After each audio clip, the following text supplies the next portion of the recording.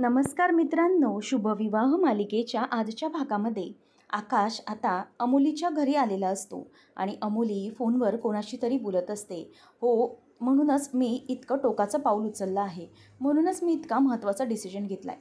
Yes, त्याच्याबद्दल मला काहीच वाटत नाही आहे, असं सगळं ती फोनवर बोलत असते.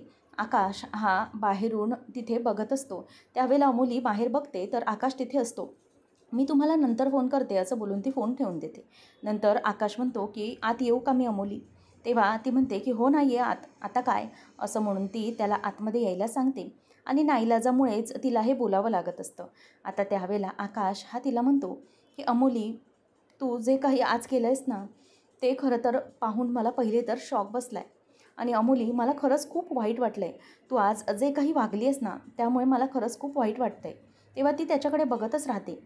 आकाश म्हणतो की अमोली, अगं आपले संबंध कसे होते, we are like a family, आणि परंतु तू हे सगळं करून आपल्या फॅमिलीमध्ये जी हार्मनी होती ना, ती हार्मनीज तू ब्रेक करून टाकलीस असं मला वाटतं. तेव्हा ती त्याच्याकडे अगदी धक्का बसल्यासारखं आणि रागाने बघायला लागते. तेव्हा आकाश खरं बोलतोय याचा तिला राग येत असतो. नंतर मग आता इथे आकाश तिला बोलायला लागतो की हे बघ अमोली, हे जे काही केली आहेस ना, तू जे काही वागले त्याने खूप वाईट वाटलं आहे खरं तर. कारण पारितोष आणि माझे संबंध हे अगदी मैत्रीचे होते, परंतु तू जे काही वागलीस त्यानंतर आमचे संबंध बिघडले गेल्यासारखं झालं आहे सगळं. परंतु आमच्यामधलं नातं कधी नाही खराब होऊ शकत. पण तू तू तर आम्हाला या शहरात जेव्हा पहिल्यांदा आलीस तेव्हा आमच्याकडे ॲज अ फॅमिली म्हणून बघत होतीस ना गं तू.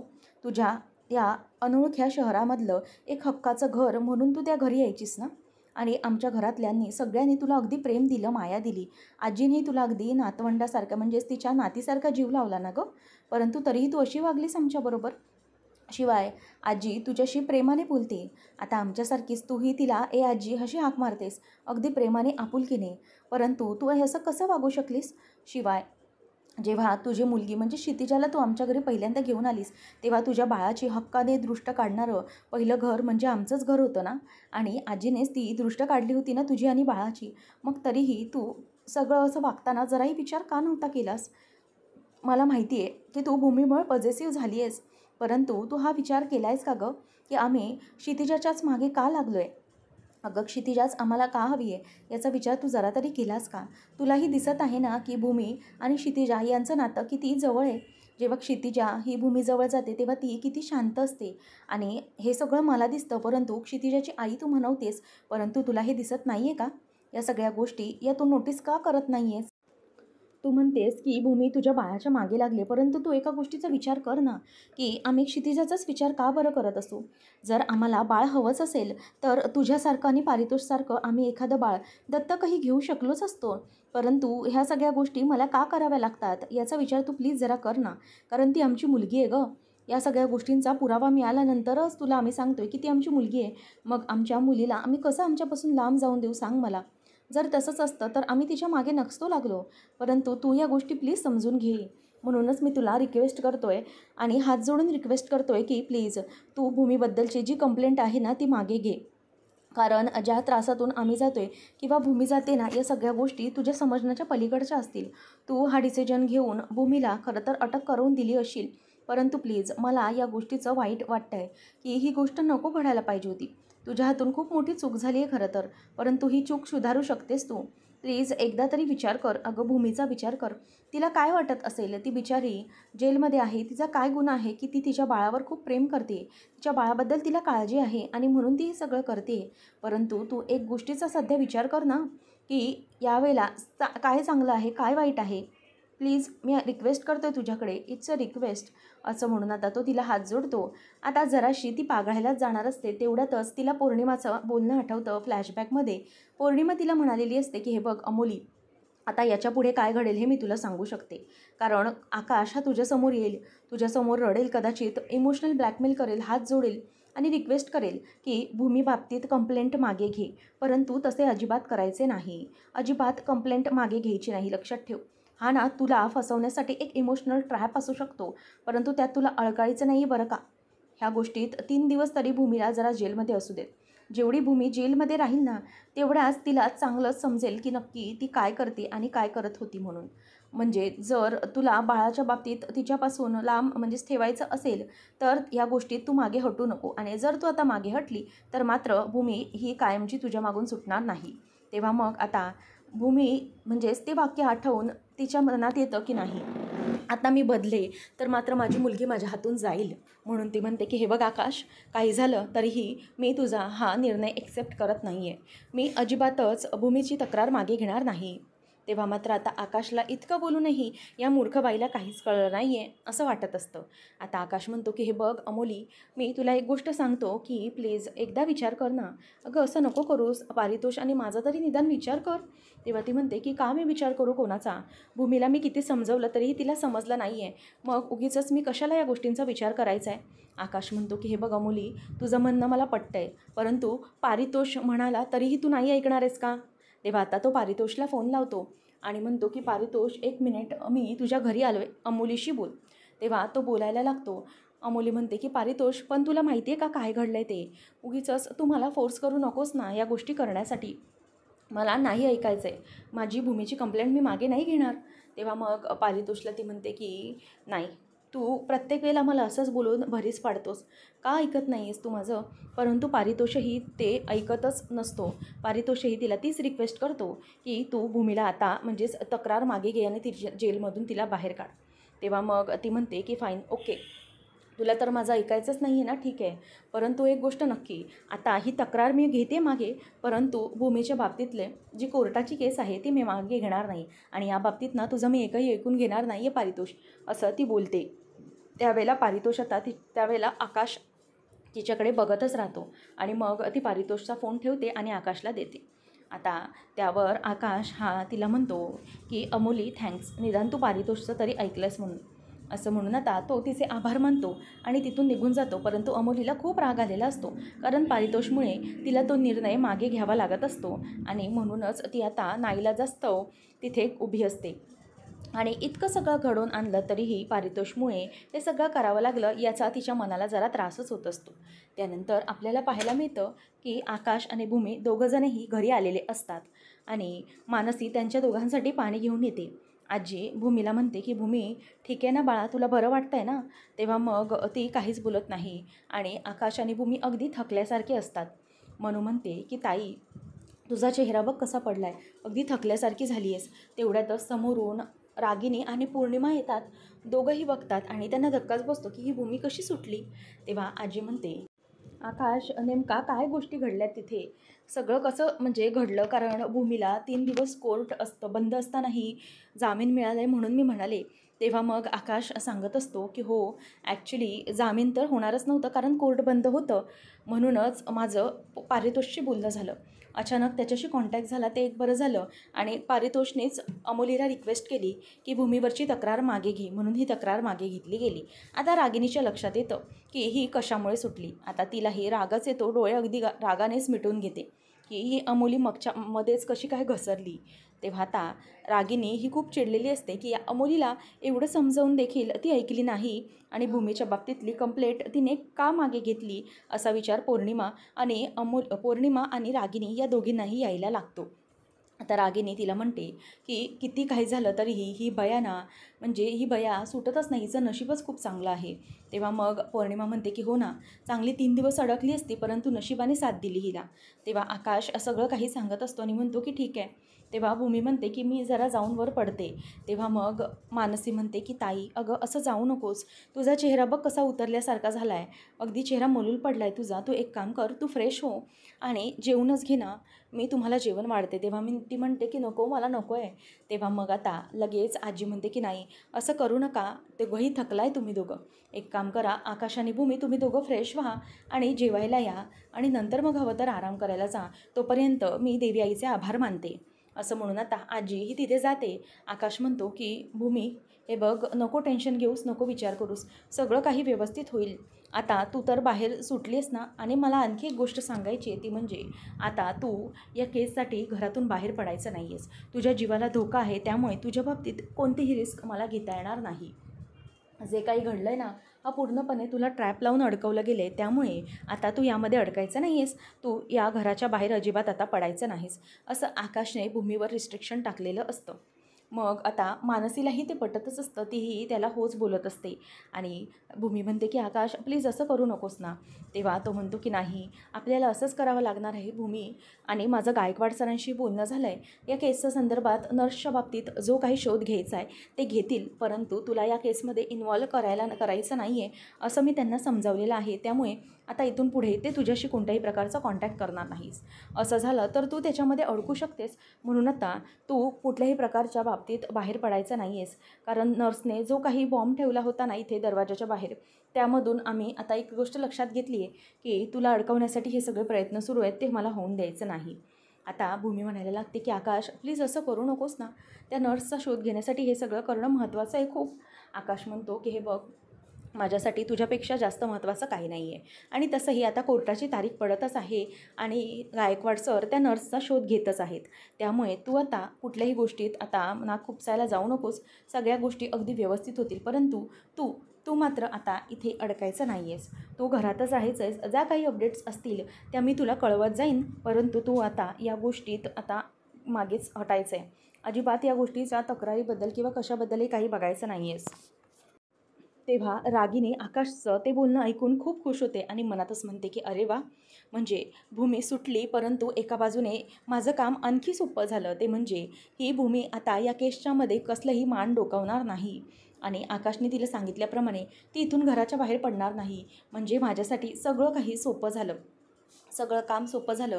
कारण आकाशनेच तिला आता बंदी घातली म्हटल्यावर ती आता काही कोणाला शोधू शकणार नाही. तेव्हा भूमी त्याला म्हणते की प्लीज आकाश असं करू नकोस ना, म्हणजे मला या केसच्यामध्ये थोडं तरी पाहिलं पाहिजे. तेव्हा आकाश म्हणतो की नाही, अजिबात नाही, मी तुला सांगितलं आहे ना, अजिबात या गोष्टीत लक्ष द्यायचं नाही. आणि ही माझी तुला रिक्वेस्ट आहे, त्यामुळे तुला ते ऐकावंच लागेल. हवं तर काही कर, परंतु या केसच्यामध्ये तुला अडकायचं नाही. असं म्हटल्यावर आता आजी देखील बोलते की हो भूमी, आकाशचं मला योग्य वाटतं आहे, तू प्लीज या गोष्टीत आता मध्ये पडू नकोस. आणि तुम्ही दोघंही आता थकल्यात, त्याच्यामुळे बाकीच्या गोष्टी बोलूया नंतर. जा तुम्ही फ्रेश होऊन या. असं म्हणून आता आजी त्यांना सांगत असते आणि आजीही आता बाजूला निघून जाते. त्याच वेळेला आकाश भूमीला म्हणतो की भूमी चल. तेव्हा मग ती म्हणते की आकाश तू हो पुढे, मी येतेच तोपर्यंत मानुशी बोलून. तेव्हा ती मानसीला विचारते की मानसी अगं, त्या मोबाईलचं काय झालं, तू ताब्यात घेतलास का? तेव्हा ती म्हणते की हो ताई, तो मोबाईल मी घेतला आहे ताब्यात, परंतु तुझं जे म्हणणं होतं ना ते खरं झालं. रागिनी आत्या तुझ्या रूममध्ये आल्या होत्या काहीतरी शोधण्यासाठी. मी त्यांना विचारलेलं असताना मला सांगितलं की कसली तरी फाईल शोधतात म्हणे, काहीतरी ढवळाढवळ करत होत्या. तेव्हा मग ती म्हणते की काय, आत्याच्या हाती लागला काय मोबाईल? मग ती म्हणते की नाही, परंतु तो मोबाईल मीच घेतला आहे आणि प्रशांतकडे तू सांगितल्यासारखा दिला आहे. तेव्हा मग भूमी म्हणते की रागिनी आत्या त्या रूममध्ये काहीतरी शोधत होता, याचा अर्थ की त्या मोबाईलमध्ये असं काहीतरी नसेल ना जे यशपाल काकांना सापडलेलं रागिनी आत्याच्या विरोधात, जे रागिनी आत्याच्या बाबतीत असेल. असं असेल तर प्रशांतकडून लवकरात लवकर तो मोबाईल मला बघितला पाहिजे. नेमकं काय आहे ते त्या मोबाईलमधून लवकरच सिद्ध होईल, असं भूमी आता विचार करत असते. आणि आता जर रागिनी आत्याने या बाबतीत काही केलं असेल तर मात्र त्यांना सोडायचं नाही, असा विचार तिच्या डोक्यामध्ये सुरू असतो. त्यानंतर आपल्याला पाहायला मिळतं की इकडे पौर्णिमा खूप वैतागलेली असते. ती म्हणते की ही अमोली ही मूर्ख आहे का, हिने काय केलं, हिने ही तक्रार मागे कशाला घेतली. मला वाटलेलं मस्तपैकी 3 दिवस ही भूमी जेलमध्ये सडेल, परंतु नाही, ही अमोलीच घसरली ना. आणि आता काय करणार मग, कोणाला सांगणार जर आपलंच माणूस मागे हटलं तर. तेव्हा आता रागिनी म्हणते की बरं, तू आता एक काम कर, तू ना त्या अमोलीला फोन लाव आणि नक्की काय झालं ते विचार. आणि बरं मी इथे नाही आहे हे लक्षात ठेव आणि फोन स्पीकरवर लाव. तेव्हा मग आता ती म्हणते की हो चालेल. आणि ती खूप चिडलेली असते आणि रागिनी म्हणते की शांतपणे बोल, चिडू नकोस, तिला काय झालं आहे ते नक्की विचार. तेव्हा मग ती म्हणते की हो लावतेस ना आता फोन, बघते मी नेमकं हिला काय झालं होतं जे हिने तक्रार मागे घेतली. आणि मग अमोलीला ती फोन लावते. तेव्हा अमोली बोलते की हां हॅलो बोल. तेव्हा पौर्णिमा चिडून म्हणते की काय हाय हॅलो बोल असं बोलतेस तू. अगं तू काय केलेस तुला कळतं आहे का? तुला मी सांगितलं होतं की तक्रार मागे वगैरे घ्यायची नाही आहे, तर तू का केलंस हे सगळं? तेव्हा मात्र पौर्णिमाचा स्वतःवरचा ताबाच उठलेला असतो आणि ती खूप चिडचिड करत असते. तेव्हा पौर्णिमा म्हणते की अगं तुला सांगितलं होतं की भूमीला आपण जे काही करून ट्रॅपमध्ये अडकवलं आहे तिला सोडवू नकोस अजिबात, परंतु तरीही तू का ऐकली नाहीस माझं? तू का तिला अडकू नाही दिलंस? तिला ह्या बाबतीत आम्ही किती मेहनत घेतली होती तुला माहिती आहे ना. तेव्हा मग अमोली म्हणते की आम्ही म्हणजे आणखी कोण? तेव्हा ती म्हणते की आम्ही म्हणजे मी. प्लीज तू मला ना शब्दांमध्ये आता पकडू नकोस. मी तुला जे सांगते ते ऐक. हे सगळं का केलंस बरं तू? अगं इतकं सगळं होतं, सगळं चांगलं जुळवून आणलं होतं. चांगली कोर्ट 3 दिवस बंद होतं असं तारीख बघूनच तिला अडकवलेलं ना मी. मग इतका सगळा फुलप्रूफ प्लॅन केलेला तू वाया कसा काय जाऊ दिलास? का तिला या सगळ्यात अडकू ठेवलं नाहीस तू? अगं मला कळतच नाही हा मूर्खपणा तू का केलास? तेवढ्यातच आता इथे लगेच ती म्हणते की काय? तू अमोली काय पौर्णिमा काय म्हणालीस मला? मूर्ख म्हणालीस तू? तेव्हा ती म्हणते की अगं तुला नाही मूर्ख म्हणाले, मी त्या भूमीला मूर्ख म्हणाले. तेव्हा आता अमोली जराशी रागवते आणि पौर्णिमाची तोंडच बंद होतं. पौर्णिमाला ती म्हणते की ए बघ तू मला म्हणाली आहेस मूर्ख. तेव्हा मग आता तितक्यातच रागिनी मध्यस्थी करत येते आणि म्हणते की काय गं कोणाशी बोलतेस तू? आणि मुद्दामच फोन काढून घेत म्हणते की दे अमोली आहे का, मला बोलू दे तिच्याशी. तेव्हा मग अमोलीला ती म्हणते की कशी आहेस बाळा? अमोली चिडलेली असते आणि ती म्हणते की बघा ना, ही पौर्णिमा मला मूर्ख म्हणाली, उगीचच माझा विचार तिने खराब करून टाकला. माझं म्हणणं काय ते ऐकतच नव्हती. तेव्हा मग ती म्हणते की नको गं, तिच्या बोलण्याचा इतका विचार नको करूस. अगं ती कधी कधी जास्त हायपर होते.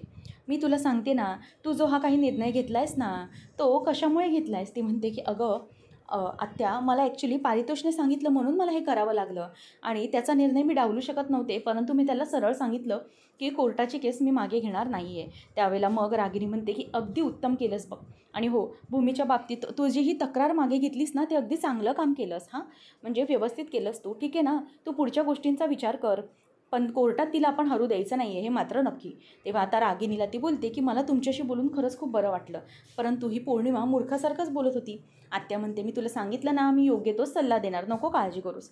चल काळजी घे आणि लवकरच कोर्टाची तयारी कर असं ती म्हणते.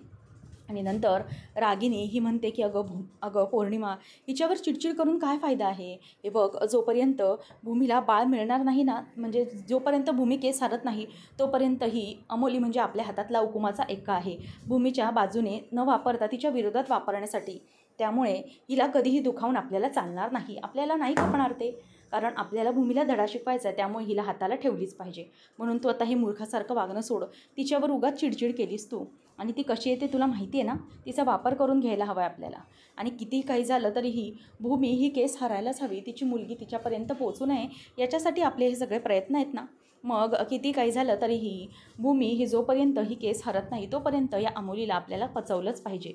तर इथे आता आकाश आणि भूमी रूममध्ये झोपलेली असताना भूमीला सगळं आठवत असतं. म्हणजेच तिची डिलिव्हरी होण्यापासून सगळे क्षण आता फ्लॅशबॅकमध्ये तिला आठवत असतात. तिला रात्रीची झोपच लागत नसते. तिला आठवतं की जेव्हा तिला मूल होतं तेव्हा शुद्धीवर आल्यावर आकाशला ती विचारते की आकाश काय झालं आहे आपल्याला, मुलगा की मुलगी? तेव्हा आकाश म्हणतो की भूमी आपलं बाळ या जगात नाही. भूमीला खूप दुःख होतं. त्यानंतर अमोली अमोली घरी येते पहिल्यांदा, तेव्हा क्षितिजाला घेऊन येते आणि त्यावेळेला क्षितिजा ही अगदी भूमीच्या जवळ असते आणि तिला लांब करायला तयारच नसते. नंतर जेव्हा भूमीला तिचं मन संकेत देत असतं की माझं बाळ रडतंय, म्हणून ती रात्री अपरात्री ही पारितोषच्या बंगल्याजवळ जाते आणि बंगल्याजवळ जाऊन जिन्याने म्हणजेच एक शिडीच्या साहाय्याने ती त्यांच्या बेडरूममध्ये शिरत असते. आपल्या जीवाची पर्वा न करता अगदी हिरकणीसारखी ती आपल्या बाळाला वाचवत असते. ते बाळ रडत असतं आणि जेव्हा भूमी त्याला कुशीत घेते तेव्हा ते बाळ आत्ता शांत झालेलं असतं. नंतर तेवढ्यात अमोली आणि पारितोष हे त्यांच्या रूममध्ये आलेले असतात आणि भूमीला बघून अमोलीला धक्का बसतो की हे सगळं काय आहे? तू या बाळाला घेऊन का आहेस? हे बाळ माझं आहे. तू काही बाळाला चोरण्यासाठी इथे आली होतीस का? म्हणजे माझ्या बाळाला तू घेऊन जाणार होतीस का? तेव्हा मग भूमी तिला म्हणते की नाही, हे सगळं असं काहीच नाही आहे. मी या बाळाला किडनॅप वगैरे काहीच करत नव्हते. अगं हे बाळ रडत होतं. आणि या सगळ्या गोष्टी भूमीला एक एक आठवत असतात की क्षितिजाच्या बाबतीत तिला कसे हे संकेत मिळत होते. नंतर मग आकाश हा भूमीला समजवतो की किती काही झालं तरीही क्षितिजा आपली मुलगी नाही आहे. आपण तिच्यावर हक्क दाखवू शकत नाही कारण ते पारितोष आणि अमोलीचं बाळ आहे असं म्हणून आता आकाश हा तिला थांबवत असतो. आणि नंतर इथे गायकवाड सर देखील जेव्हा चौकशी करण्यासाठी हॉस्पिटलमध्ये येतात त्यावेळेला गायकवाड सर यांनी विचारतात नर्सला की कोणाचं बाळ आहे नेमकं, या दुपट्यावरून सांगा. तेव्हा भूमी आकाश महाजन असं बाळाच्या आईचं नाव आहे. तेव्हा मात्र भूमी ही बाळाकडे पुन्हा धाव घेते आणि अमोली तिला म्हणते की हे बघ या बाळावर तुझा अजिबात अधिकार नाही आहे, त्यामुळे तू तिला हात लावू नकोस.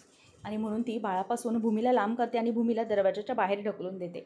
त्यानंतर पुढे भूमी हक्काने बाळावरचा अधिकार सांगण्यासाठी आलेली असते की मी बाळाची आई आहे, मला तिला भेटू दे. परंतु तरीही अमोली ऐकत नाही. ती म्हणते की नाही, भूमी हे तुझं बाळ नाही, कारण मी त्याच्यावर कायद्याने अधिकार दाखवला आहे. आता कायद्याने बाळाचे सगळे पेपर्स हे माझ्याजवळ आहेत, परंतु तरीही भूमी ऐकत नाही. ती म्हणते की एक गोष्ट लक्षात ठेव पौर्णिमा, क्षितिजा ही माझी मुलगी आहे आणि तिला माझ्यापासून भेटण्यापासून कुठलाही कायदा किंवा कुठलीही गोष्ट रोखू शकत नाही. एक गोष्ट लक्षात ठेव, मी बाळाची आई आहे आणि मी वचन देते की मी माझ्या बाळाला मिळवल्याशिवाय शांत बसणार नाही. नंतर भूमीला जेव्हा यशपालचा फोन सापडल्यानंतर नर्सचा फोन येतो, तेव्हा भूमी ही घाबरूनच निघत असते की क्षितिजा बाळाला बरं नाही आहे, मला तिला भेटलं पाहिजे, बिचारी भुकेली असेल, तिला गरज असेल आईच्या दुधाची, असं म्हणून बिचारी ही घराच्या बाहेर पळ काढते. तेव्हा मात्र भूमी ही क्षितिजापर्यंत येऊन पोचते. तेवढ्यात बाळाला घेऊन जाणार, तेवढ्यात समोरून गीतांजली येते आणि गीतांजलीने सगळं काही पाहिलेलं असतं. तेव्हा मग आता गीतांजली हे सगळं बघते आणि भूमीला धक्काच बसतो. तेव्हा मग भूमीला आठवतं की या सगळ्या गोष्टी कशा रचल्या गेल्या आणि ती त्या गोष्टींमुळे पूर्ण हळवी झालेली असते. त्यानंतर पुढे तिला हे आठवत असतं की जेव्हा सिस्टरला फोन केला असतो आणि डॉक्टरला फोन केला असता, क्षितिजा बाळाला आम्ही बघायला आलोच नाही आहे, तिची तब्येत ठीक आहे. नंतर नर्सनेही जबानी पलटलेली असते की मी तर बोलवलंच नाही आहे आणि जर क्षितिजा बाळाला बरं नसेल तर मग मी भूमींना कशाला कॉल करू, असं तिचं ते वक्तव्य असतं. मग या सगळ्या गोष्टीत भूमी विचार करते की हे सगळ्या गोष्टी माझ्या विरोधात कशा घडत गेल्या. त्याच वेळेला गीतांजली म्हणते की हे बघा भूमी, मी एक वेळेस तुमच्या बाजूने विचार केला होता आणि मी माझ्या निर्णयावर साशंक झाले होते आणि मी अमोलींना बजावलंही होतं की तुम्ही जर चुकीचं करताय तर मागे या, परंतु तुम्ही आज हे सिद्ध केलं की तुम्ही जे काही वागताय ते चुकीचंच वागताय.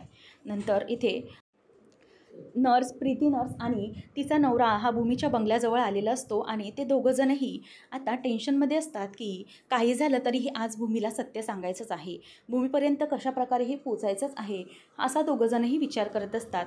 आता भूमी ही कपाटामध्ये असलेली जी गादी असते ती गादी ही आकाशच्या शेजारी ठेवते आणि आकाशलाही तेव्हा जाग येते की आकाश म्हणतो, भूमी अगं हे काय करतेस तू. तेव्हा भूमी ही त्याच्याकडे बघतच राहते, कारण तिला बाळाची खूप आठवण येत असते, म्हणूनच ती हे सगळं करत असते.